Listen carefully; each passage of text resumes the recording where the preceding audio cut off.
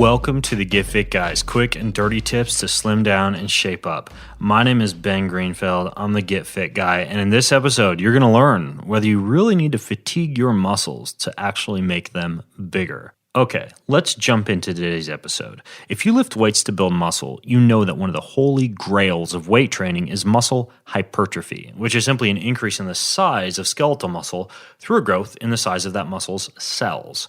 Now, one commonly held belief is that a muscle must be worked to fatigue if you really want it to experience seriously significant hypertrophy. The idea here being that a muscle is induced to grow after the muscle damage, metabolic stress, and mechanical tension that happens as a result of muscular failure during a weight training set. Now, I tell you more about the science behind this in the episode How to Build Muscle. And I'll link to that in the show notes over at quickanddirtytips.com. Just grab the show notes for this episode number 260. So one of the things I've talked about before in previous shows is the concept of forced repetitions.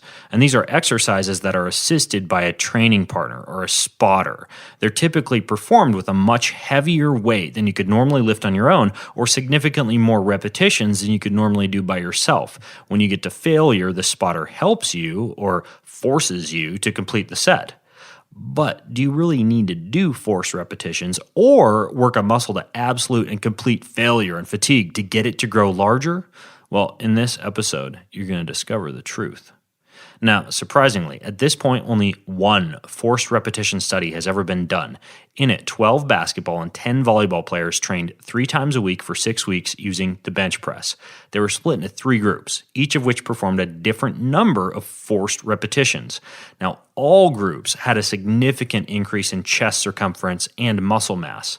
But the study found that the group who was performing more forced repetitions, like doing every single set to failure and then going past that point and using a spotter to get to the final 25 to 50% of the reps that they were doing, they didn't experience any greater improvements in muscle hypertrophy than the groups performing fewer sets to failure.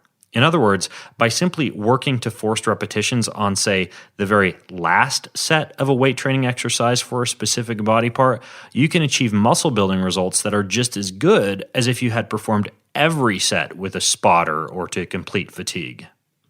Now, in contrast to forced repetitions, another style of training is called momentary muscular failure, or MMF. With this style of training, you simply work a muscle to the point where it's too tired to keep going, but you don't have help from a spotter or a partner to help you crank out just a few more repetitions. This is the more common style of training you'd do if you were working out by yourself. While the muscle building response to this style of training hasn't been compared ever in a study to forced repetition training, it has been found that MMF training does result in a similar increase in testosterone and free testosterone as forced repetitions do. But the forced repetition approach causes a greater decrease in muscle force production, electrical muscle activity, and a greater increase in growth hormone and cortisol. And these are all signs that the forced repetition approach could potentially result in greater increases in your fitness and your muscle strength and your muscle endurance, or the anabolic response to training, even if it doesn't necessarily make the muscle grow bigger any better than MMF style training. However, at the same time, elevations in anabolic hormones have been linked to hypertrophy.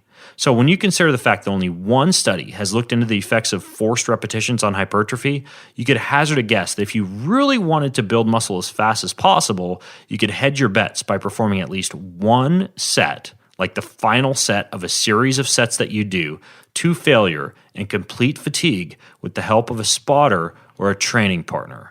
It's not completely necessary, but if you want as fast a muscle building result as you can get, it looks like it may actually be a good way to go. A few quick and dirty tips here for you. Number 1, a constant surge in cortisol can potentially lead to overreaching or overtraining, so it'd be prudent to allow for 48 to 72 hours of minimum recovery time between sets for which you do forced repetitions. Number 2, as you learned in my episode Why Bigger Muscles Aren't Always Better, A pursuit of muscle hypertrophy or just getting big may not be quite as good for your long-term health and longevity as a pursuit of things like muscle function, coordination, and power. So I'm not necessarily saying that the holy grail here is getting bigger muscles. And number 3, as I discussed in the episode about muscle building myths, you can theoretically achieve forced repetitions and the same effect of forced repetitions by doing lighter or body weight repetitions to complete failure, like doing push-ups until your chest hits the ground and you can't do another push-up to save your life. Now, when it comes to building muscles, I know I've got a lot of articles and podcasts out there on it, and I'm going to link to all of them in the show notes for this episode number 260. And you can access episode number 260 or any of the other episodes for absolutely free by just going to quickanddirtytips.com and clicking on the Get Fit Guy. And in the meantime, if you have more questions or comments about whether you need to fatigue your muscles to make them bigger, then head over to facebook.com/getfitguy and join the conversation over there. Until next time, I'm Ben Greenfield, the Get Fit Guy, asking you, what are you waiting for? Go get fit.